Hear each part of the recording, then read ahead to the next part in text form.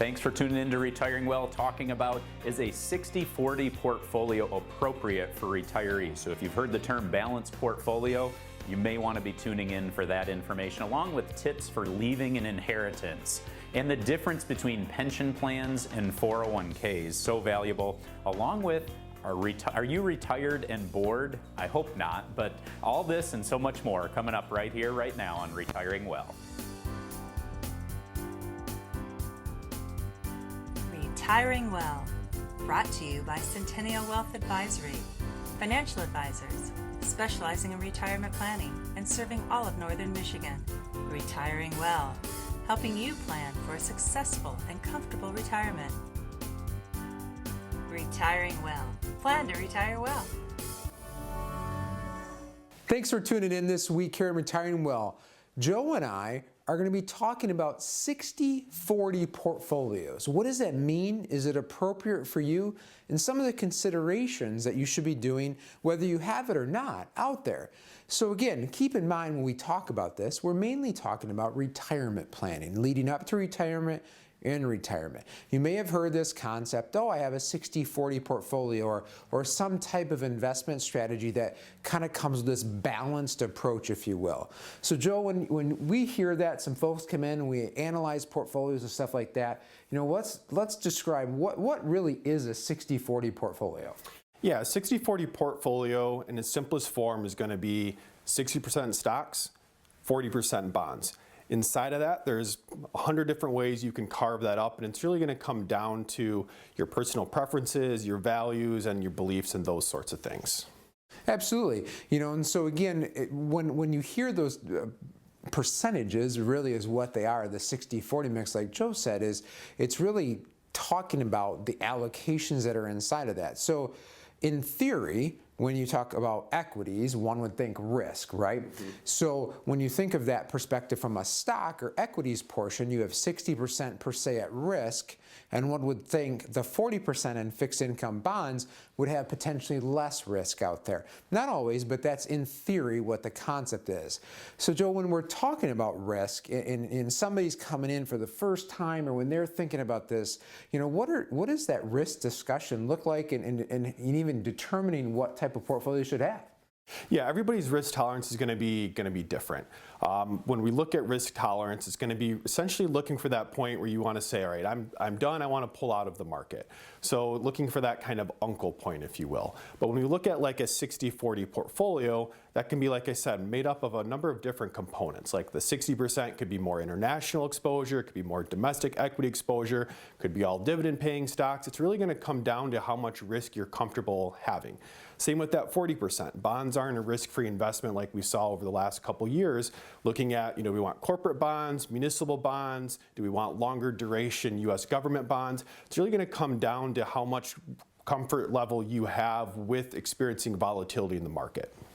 You know, you hear us talking about risk a lot out there, and it's so important. You know, when we sit down with folks, I always say, you know, there's nothing worse feeling, I don't believe, as an investor, and you open up your statement and a comment comes out or your thought comes out and you say, I had no idea I could lose and whatever it is, a percentage or an amount, you know. And so when we have these risk conversations up front, it's really important to narrow in on that. And for you out there, you know, if you've never had that risk conversation with your advisor, with maybe you're in a 401k and you're not even sure what your risk is, it's really important.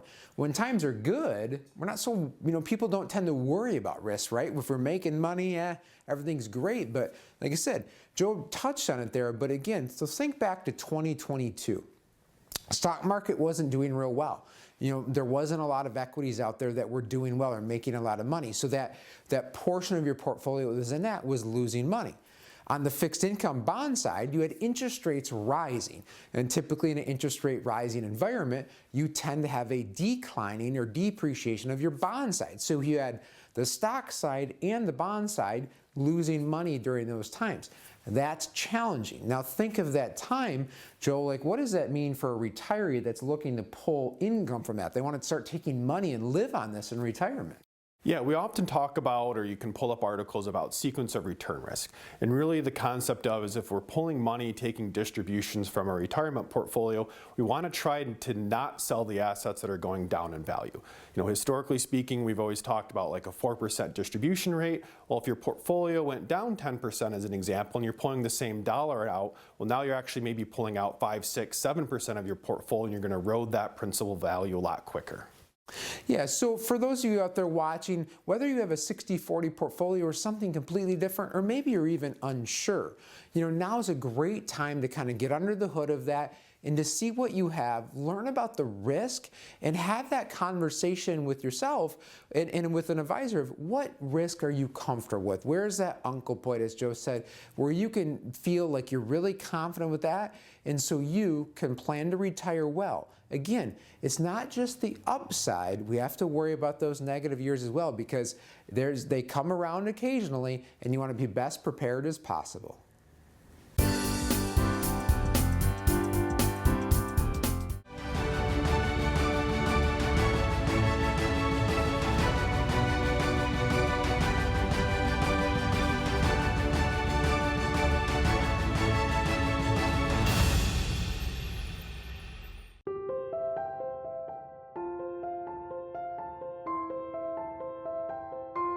Every success story starts with a plan.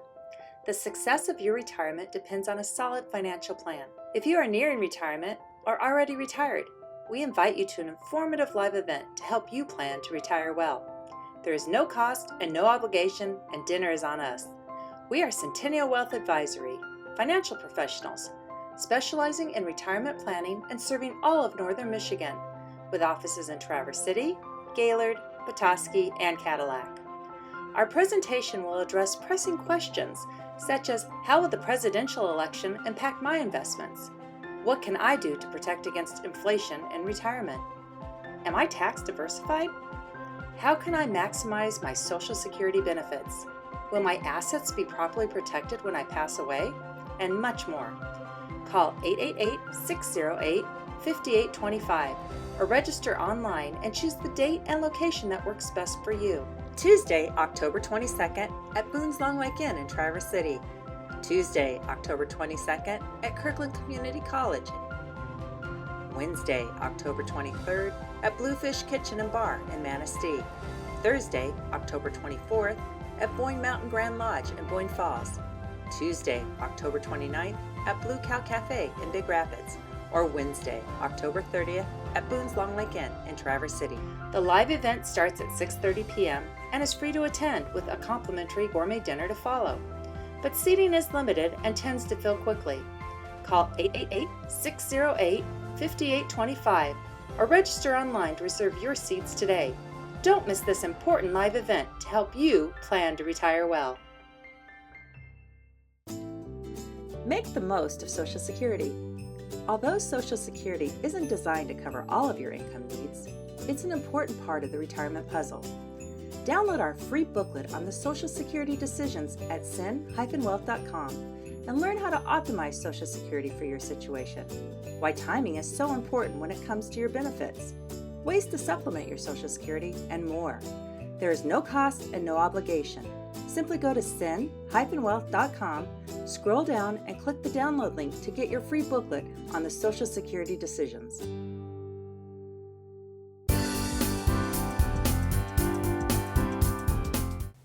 Well, it's never usually fun to talk about two topics, taxes and death. But unfortunately, those are things that we really need to talk about. And today I want to talk about leaving an inheritance. Basically, everybody that I come across, when they pass, they want to know where their money is going. So let's talk about some tips for leaving that inheritance.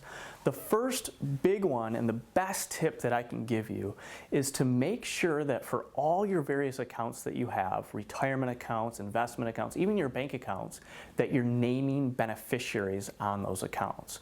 So you should have both a primary and a contingent beneficiary for every single account that you have. Maybe you got that old 401k account that you forgot about or something like that. You gotta have beneficiaries on all of those. So the primary beneficiary, that's typically gonna be your spouse if you're married, okay? So if you pass, when you pass, the funds would go directly to your primary beneficiary first. Now, if you have a contingent beneficiary, which you should have that on your account as well, the funds would only go to the contingent beneficiary if both you, the account owner, and your primary beneficiary pass away. Typically with the contingent beneficiaries, most clients are naming either kids or grandkids, or if they have a trust, they're gonna name the trust as the contingent beneficiary. So that's the biggest tip that I can give you on leaving an inheritance, is to make sure that you have those beneficiary designations all set up so that when you go, your money knows where to go as well. The big thing there is to avoid probate, okay? If your money doesn't know where to go, it goes to probate, okay? Then your heirs have to fight through that process. It's gonna cost them both money and time to get the assets that are rightfully theirs. Tip number 2, leave a tax-efficient legacy. Oftentimes I'll have clients come into the office and one of their main legacy concerns is the estate tax, the federal estate tax. And you know, I often chuckle at that because for most of us that really doesn't apply, because that threshold for the federal estate tax is $13.61 million. So yeah, if you have more than that, you might have some issues there, but if you don't have more than $13.61 million, you really don't have to worry about that federal estate tax. Now, that doesn't mean that your heirs aren't going to pay tax on certain investments that you have and you pass along to them. For an example, the IRA. Okay, when you die and you pass that on to your kids, let's say, they will have to pay tax on those distributions. And there's different rules on, you know, inherited IRAs and when they have to deplete the accounts and so forth, but it is taxable. So one way that you can leave a tax-efficient legacy is by paying the tax on it now, right? So getting the money out of those pre-tax IRA accounts, converting them and getting the funds into an after-tax Roth account. I have a lot of clients that are very legacy-minded and they're doing this. Yes, they're paying the tax themselves, but they know down the road when they pass that their heirs don't have to worry about taxes on that portion of the assets. So it's really neat when you can leave a tax-efficient legacy. And then another tip would be to gift while you're still living. I know a lot of people really don't think about this, but it can be such a great experience. I have a lot of clients where they plan a trip, whether it's to Disney World where they take the whole family, or some foreign land overseas. In fact, I had a couple that just took their whole family down to Australia. They wanted to see what it was like down under, and they wanted to provide that gift, if you will, before they passed. And when they came back, they said it was just a great experience because they got to experience the gift that they were giving with their entire family. So don't forget about doing that.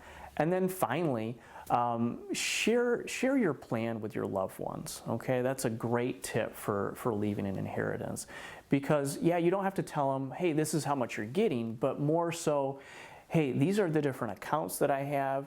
This is the name of my financial advisor, my estate planning attorney, and so forth, just so they have an idea on, you know, who to talk to and what to expect with that. All right, well, that's it for me. If you have any questions, please don't hesitate to give us a call. And don't forget to follow us on YouTube. You can go to youtube.com/retiringwell and click subscribe or like and share that page as well. Thanks so much.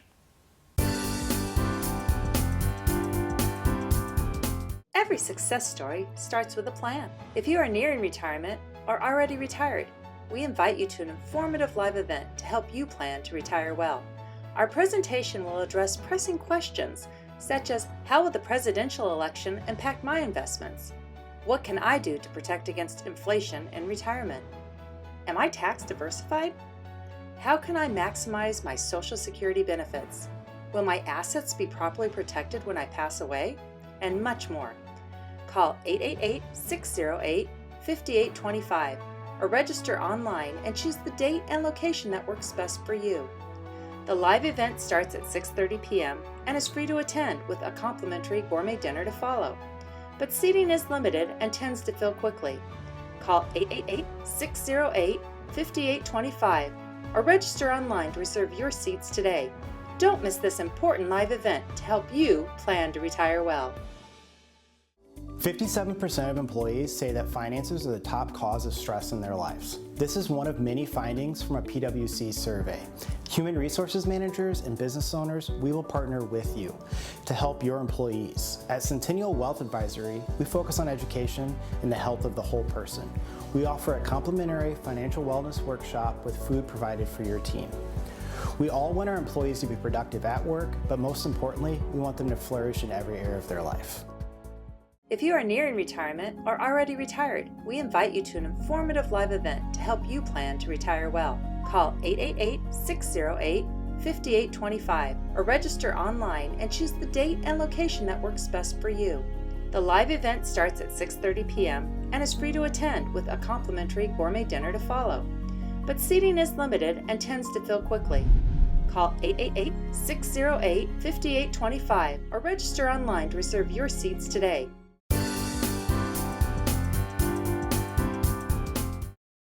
Let's talk a little bit about the difference between pension plans and 401ks. So retirement, as you may imagine, is all about your income versus expenses and seeing what that cash flow really looks like.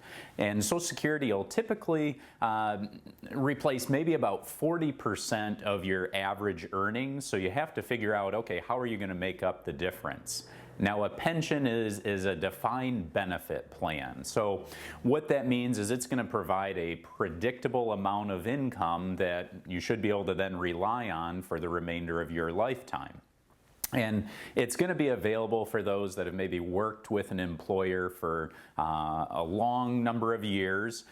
There's going to be some type of minimum age requirement before you can start that. And so they're going to take into consideration the years that you've been employed, what your average earnings have looked like, and come to some type of calculation to determine what that pension would be. Now, employers are typically going to be the ones responsible to fund this pension plan. And in some cases, employees may also contribute, but it's primarily the employer's responsibility. And upon retirement, there's going to be some different options that you'll want to consider. The pension may offer you the opportunity to take a lump sum, where you might say, well, I'm not so sure I want to leave that fully in the hands of my employer for the remainder of my lifetime. I'd prefer to take that lump sum.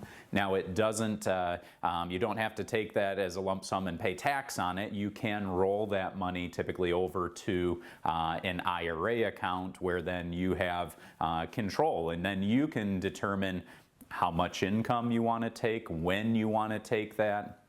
If you're setting up, though, a normal pension plan where you're going to be taking these monthly income benefits, then if you're married, there may be a spousal type of survivorship option, where if you choose to leave 50% or 75% or 100% of your pension if you pass away prior to your spouse, then there's going to be adjustments that are based on that information. So you may take a lower payout if you choose to do it that way.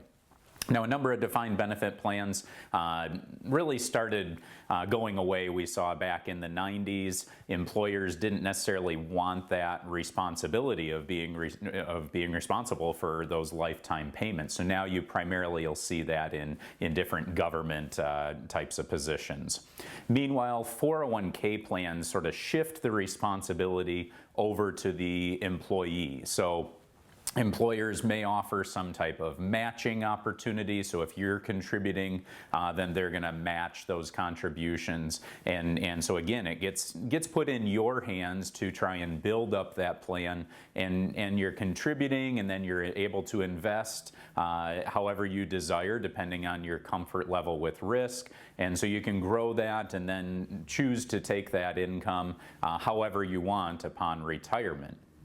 And that's where then sometimes you might get into the conversation of traditional 401k versus a Roth 401k. So your employer may offer that option. So again, traditional, you're going to get a little tax break for those contributions that you put in, but when you go to withdraw the money, it's going to be fully taxable. Whereas on the Roth side, you're not going to get any tax break for your contributions, but then when you go to withdraw that money upon retirement, then should be tax-free income for you.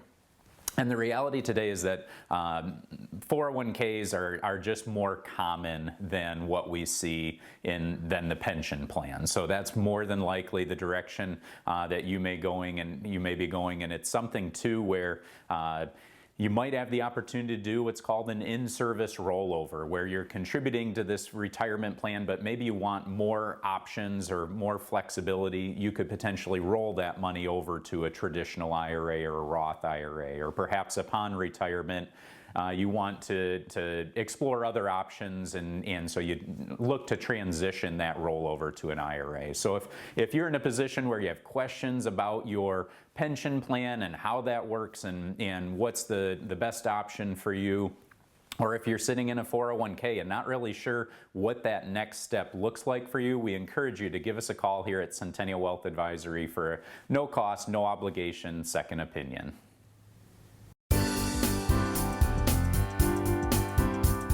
If you are nearing retirement or already retired, we invite you to an informative live event to help you plan to retire well. Call 888-608-5825 or register online and choose the date and location that works best for you. The live event starts at 6:30 p.m. and is free to attend with a complimentary gourmet dinner to follow. But seating is limited and tends to fill quickly. Call 888-608-5825 or register online to reserve your seats today. Here at Centennial Wealth Advisory, we feel education is paramount to wise decisions. Your retirement should not be left to chance. Our team of advisors has put together an educational half-hour-long program to discuss the many complex decisions you'll be faced with in retirement, including income, investment, estate, taxes, and healthcare. Tune in weekly to learn about all these topics and so much more, or visit cen-wealth.com.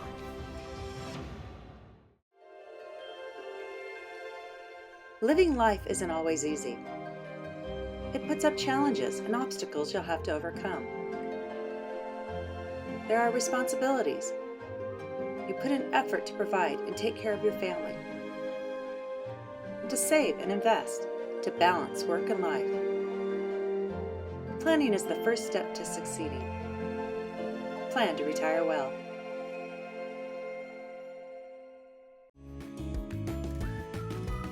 If you like watching Retiring Well, make sure to go to youtube.com/retiringwell and click the subscribe button to never miss any of our TV shows and other informative videos.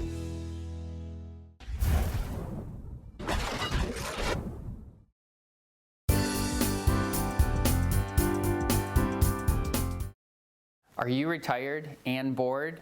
What can you do about that?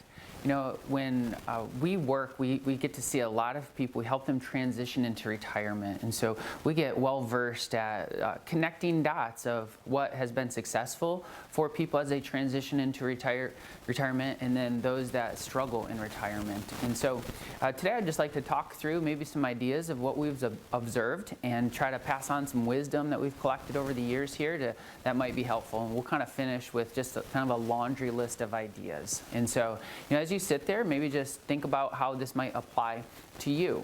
You know, when people retire, sometimes the first thing that they should do is just take a little sabbatical. Just go block everything out. I heard this line one time: change your pace, change your place, it'll change your perspective. And I like that, because when you have these big decisions to make in life of what the next season of life looks like, you don't want to go into that willy-nilly. You want to go into that with some responsibility and some search for that piece of what your next mission might look like. A quick little aside here, anytime my wife and I have to make a big decision, we go around a table, okay? And we call it the round table. And we go to the table because we want to make room for the things that are going to be very impactful decisions in our lives. And we make room, and we bring it all to the table, and we go with open hands. And by doing that, there's giving and receiving, and those conversations can be healthy. And so I think the same thing applies as you go into retirement, okay? And what does that next season look like? Opening up your hands and bringing people into your life that are going to help guide you could be very, very beneficial. The next thing I think you should do is just assess your health. And what I mean by health, I think there's a laundry list of health, okay? Let's start with your physical health. I recently had a retiree, it was 5 months ago, okay, that he retired. He's lost 40 pounds since his retirement. And so there was this physical health that he was able to get into good order because of his retirement. There was some mental health, with clients where they've just been working and grinding for 30 years, 35 years, and they're done and they don't know what to do, and they need to unpack some of those life experiences. And so they went through and they started working on some of the mental health that was going on in their life, and getting some feedback from people that were professionals, and that was very beneficial. Relational help. I've seen retirees, go through and go back through and dive into some really important relationships in their life that they didn't maybe have the time for. My dad always says relationships are not efficient. And if we're in a world of efficiency, relationships can suffer. And so if you're retired and maybe feeling bored, think of one of those relationships it's been a while since you've checked in or put some time into. Your financial health, okay? Where is your cash flow contentment? How much do you want to spend? How much is coming in? Is that in good order? Is that something that you understand? Because if you don't, there are so many people out there, that can help you with understanding your financial health. Obviously, we would love to be one of those people to teach first and be an education first kind of company, but just do an assessment. What does your financial health look like? So then it might be a little laundry list here of some things that you might be able to do. When people are bored, I think of, hey, maybe you need to find a mission, okay? And that mission could be volunteering. It could be mentoring. There's so many of those situations, whether it's at school or at church or these nonprofits that would love your life experience, would love you just to show up and give back. And when I've watched retirees go do those, go on a mission trip, they come back completely filled with mission and purpose. Sometimes, you're in that spot where you need to relocate. You need to downsize. There's a place you've always want to move to, and so you have to change where you live, maybe. Maybe you love to travel, and now that you have the time to go through, you can really map out some incredible adventures and trips by traveling. Sometimes a part-time job is the best retirement, and it's the right amount of work to keep the balance in the other things that people care about most in good order. Maybe you want to read or become a lifelong learner through some different classes, pick up a hobby. Maybe you need to start a blog or write down your life experiences so that you can pass them on. And finally, maybe you need to do some pickleball. That'll solve all your problems. Have a great day.